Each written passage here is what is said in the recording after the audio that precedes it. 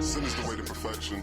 Hey guys, this is Tamara Rollins, the editor-in-chief of So Unique magazine. And today I have the pleasure of sitting down with Tigmatic. Oh my gosh, he wears so many different hats, and we will get into that in a moment. But hi Tig, how are you? What's going on, T-Ro? How you? I'm good. You see how I broke that up. So I don't know, behind the scenes I call you O. I don't know why, but that's just my thing. But I like Tig too. So you are currently located in North Carolina, right? Right. Okay, so could you give me a what made you leave South Philly and head down to North Carolina? All right, so I'm gonna start. I'm not gonna go too far back because this is an interview. It would take a long time to explain everything. But long story short, I'm from South Philly. I love my city, Philadelphia. But for me, a lot of things transpired for me that I needed a change of scenery. You know what I'm saying? I was shot in the back of my head by somebody I did not know in South Philly. I lost a piece of my brain the size of a golf ball behind that. Was it an accident or it was like a stray bullet? Nah, this person had the intent to kill. Okay. You know what I'm saying? Yeah. So from how I feel about it, I don't know nobody from Fifth Street like that. You know what I'm saying? I was down Fifth and Mifflin. I was down there with a friend of mine. Okay. So they must have thought I looked like somebody they was on the war with and shot me in the head. You know what I'm saying? Long story short, I survived. Or it could have been from things that I was doing in the previous life. You know what I'm saying? Because I was living a certain way at one time as well. So, I survived that, but I did not leave the street life after getting shot. I still went back in the streets. And long story short, I started doing things to the point where it got to the point where, it was dangerous for my family. You know what I'm saying? So my folks was like, look, you need to change the scenery. Either, what we going to do? We going to stay here and keep doing this, or we going to go somewhere where it's better for you and better for us? It was a no-brainer for me, So you got wiser. Absolutely. That's good. Well, all that sounds really, really scary, and I'm glad that you made it through and you made a move that was better for you. So, absolutely. So you're the host of the Pop Podcast with Tigmatic. So why don't you tell those who are not familiar with your platform about it?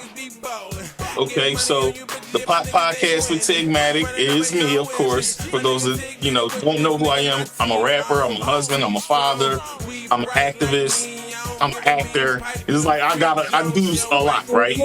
So, in order for, people to get reacclimated with me, because as an artist, people in Philly know who I am. And, I was connected to some people in Philly, but there's a whole country that we gotta, deal with, that don't know who Tigmatic is. But, I've had some success slightly with my music across the globe. And some people know who I am. But like I said, it's people that don't know. So I started this pod, for one, it's a podcast that talks about mental health. And we talk about the struggles artists, executives, moguls, activists, and everything else go through while pursuing their career or entertaining the world. So we talk about obstacles, how we got over them, and we serve as an inspiration to the youth to, give them some tips on what to do, what not to do, and how to overcome things when life seems hard. So that's what the show is about. And Stirring the Pot is just basically, I have another show called Stirring the Pot, where, I stir the pot. And Stirring the Pot, we basically just talk about the music, the artist, and whatever projects they have going on. So I will say this before I ask my next question. I like how you presented in your intro that you're a husband and a father. That's very impressive. Yeah, I'm glad. Thank you. Thank you. So you're a producer and a rapper. So why don't you tell the viewers about your new single? Okay, so my new single is Forever I'm Lit. And Forever I'm Lit is produced by Foolish Sounds 41, who's produced for Trap Dicky, Boosie, and a whole bunch of other people. Loving Hip Hop, the list goes on. But this record was just a fun record for me, reintroducing myself into the rap scene because I stopped recording for about 10 years. You know, like I said, I'm a husband and father, so I was trying to get life together moving down south. You know, it's a big transition when you leave Philadelphia to a slower place.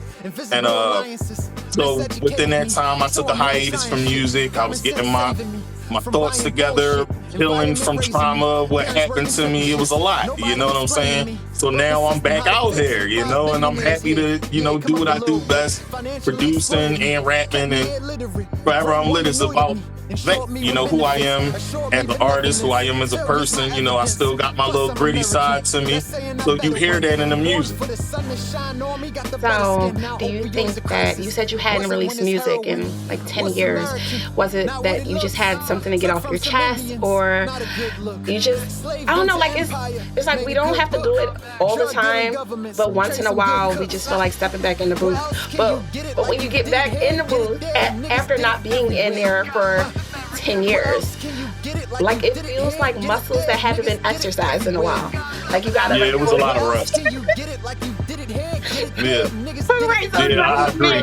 Yeah, it wasn't just me. Yeah. Yeah, it was a lot of rust. Like it was hurting. Yeah. You know what? It's funny that you say it was hurting, right? Because don't get me wrong, and I don't want people to take this the wrong way. You know, for me, I didn't record for 10 years as far as putting out music. I was recording through that whole 10 years. I just wasn't ready to present anything. And it was because I was trying to develop myself as an artist and find myself. You know, where we from, we come from a city where there's a lot of crab in the barrel mentality. Yes. And when I left, I still had that mentality. Well, I kept saying to myself, like, because usually I'll go in to the studio when I have something to get off my chest. But for years, I didn't know what I wanted to say. Like, I didn't know, like, or I'm usually moved by the instrumentals. And, like, I had nothing to move me. I didn't know what I wanted to say. I didn't know, because I dibble and dabble in different genres. I just didn't know. Like, I was just, like, lost. Like I just felt, like, lost. But when I recently went in, which the song is just about 95% done, I just got to get back down there to Philly just to fix a certain part. Yeah, I want it when you're done, so I can put it on my station too. Like I really had something to say. So I guess it's like one of those things where if you're like really, really sad and you're like, well, when will I laugh again? And they'll say, well, when something is really, really funny. Well, I finally had something to say, so I had to get some stuff off my chest. So that's why I went back. So it's like me and you, like we're kind of like like we mimic each other a bit. So yeah, I can relate. Yeah, we can relate in a big way.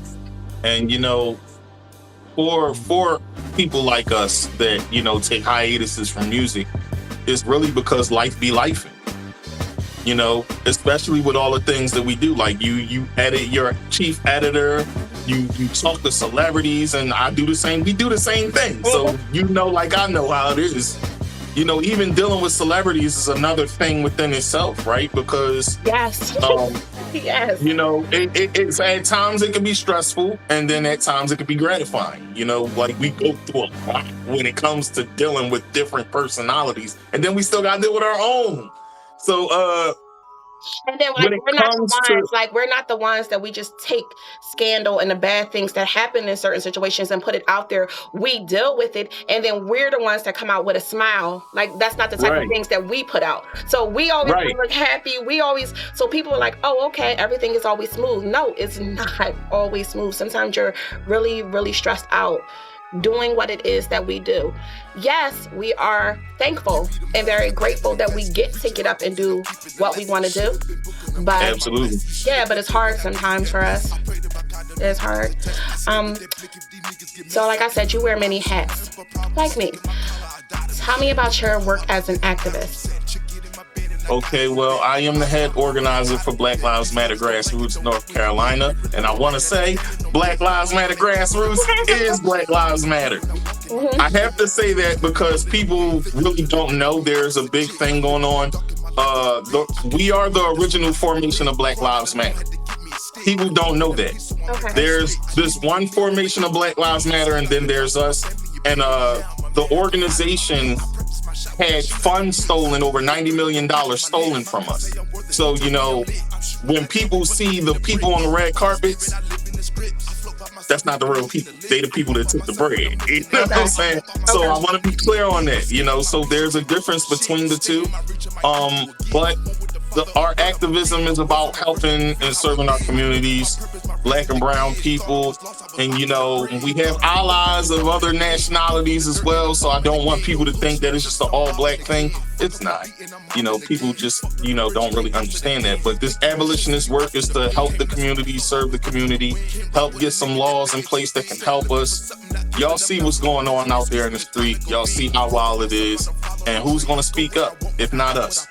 So, yeah. Thank you for sharing that with me and with the viewers. I wanted to ask you about your apparel line. Can you tell us about that? Sure. So I don't just have an apparel line.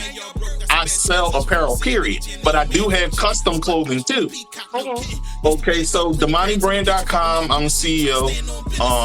You know, I'm not going to disclose the other person right now because that's their privacy. You know, I like to keep things private. But I'm CEO, and we sell boots, jeans, sneakers, hats, whatever. And I make custom clothes as well, custom hoodies, custom jackets, jewelry. We sell jewelry, diamonds, and moisies for people that can't afford diamonds. You know, we try to make things affordable for people. So, you know, there's something that I love to do, help other people look fly, help people go out there and present themselves in the best way they can at an affordable price.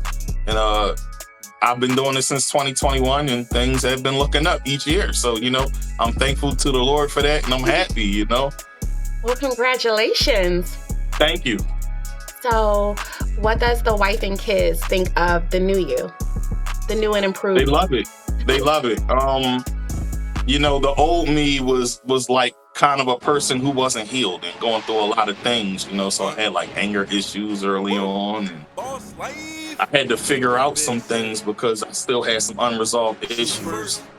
And as I sought on my journey for healing, you know, it made life easier for them and it made life easier for me. You know, now everything's great and we in a great space, and I thank God for that because only God could make that happen. Life within itself was a struggle. So, you know, from where I come from in my background, you know, I come from a single parent household. My mom did the best she could, but I was a troubled kid. I was a problem child. You know what I'm saying? So you know that story. You know how I go back in SP. Like we go through it. You know what I'm saying? South Philly is a hard part. That's why they say the bottom of the map. Like we say, South Philly the hard part. That's a fact. Like when you mentioned, you said 5th and Mifflin. Like I was at 7th and Tasker. So when you, like, I know, like I was like right between like 5th. Yeah, that's right down the street. Yeah, so when you said that you were down there and that's when you got, like, I remember just being in the park for whatever and it's getting shot up. Like I remember, like, it's a lot you're saying and I'm not responding verbally. I'm just thinking while you're talking. But yeah, we had to go through a lot. We did. We had to go through a lot. But you know what? I can tell you one thing, that us coming from where we did, we had to be in survival mode. So even if we weren't with it, we had to be with it just to survive while we were down there. And I don't think that a lot of us, we don't talk about that, you know, we don't really talk about it as much because it's like once you get through it, it's like you try to like not think about it sometimes, but it was hard. Like it was hard. It's like, it is brave that you got up, you decided like, hey, because like you said, you got shot and then you still went back. that you got to the point where you said, like, something has to change. So you got up and left. That's why I said, what was that transition like? Like, why did you just get up and leave from South Philly to go down north? Because you needed to. That's a great question though. So I'm gonna elaborate a bit more. For me, life in the P. You know, it's crazy, right? Because life in the P for me was a bit different. Like, I did things that I did in the street. You know what I'm saying? I wasn't the most popular dude in the street. I'm gonna keep it all the way a while with your fans, right? I wasn't the most popular dude in the street. I actually had some haters in the street. You know what I'm saying? Because I had a gift that wasn't like everybody else. Even when it came to talking to people, I just had a way with people. You know what I'm saying? And you know how it goes. When people can see your light shining, other people want to dim your light. They sure do. They want to dim it and blow it straight out. Right. So for me, I was one of those people who was not a yes man, and I wasn't like everybody else. I didn't do things the way everybody else did. Even as a guy in the street, you know how it is. Certain dudes want to do certain things the exact same way. I was like, no, I'm gonna do the opposite. When everybody want to play the corner, no, I'm gonna play the whole city. You know what I'm saying? And that was the type of guy I was. But that's not neither here or there because I'm not in that life no more. So that's not something to praise. So I'm not gonna go there on that. But the transition and the reason why was not just only because I experienced what I experienced getting shot in the head. It was also because I was in my own way. And the city didn't support me like I needed. You know what I'm saying? It's hard to get support from people that know you and you grew up with sometimes. So most of the support that we end up getting is from strangers. Yeah. So you know, it'll be your family. People I knew that support. They'll be right on your page for years and years and years, and you'll be surprised maybe if they hit like or comment maybe once. Now you'll see them watch. You'll see them join they'll watch, but they'll never say congratulations or you would never believe that these people that you're related to, that they are even, you know, like in your realm, like even that they even know they do. They just act like, you know, and I experienced that my whole life. You know, I had shows throughout the city. I didn't get family support. I didn't get support from my own friends come to my shows, but the strangers after performing, yo, you hot, and I started to think to myself, well, you know, I was a person who was in juvie. I spent 8 years of my life in juvie, right? When I left Philadelphia, Judge Reynolds sentenced me. I was only supposed to be in there for 6 months, and it wound up being 8 years, right? I went in there from 12, didn't come out until I was an adult there. So I noticed something. When I was outside of Philadelphia, it's so much better for myself. You know what I'm saying? Even with support from people. So for me, when my wife was like, yo, look, we can change the scene, we can go do things and we can accumulate and we can have a better life. And at first, my mentality was like, no. So I went back to what I was doing, but then it got to the point where... because it was familiar. You want it to be where it was familiar. Like change can be scary and stressful. You know? Absolutely. Yeah, it got to the point for me where she was like, look, I'm tired of this. You got an ultimatum to make. Either me or the street. Which one you gonna meet? Now, I was married in 2005, since 2010. This was 2011. I got shot.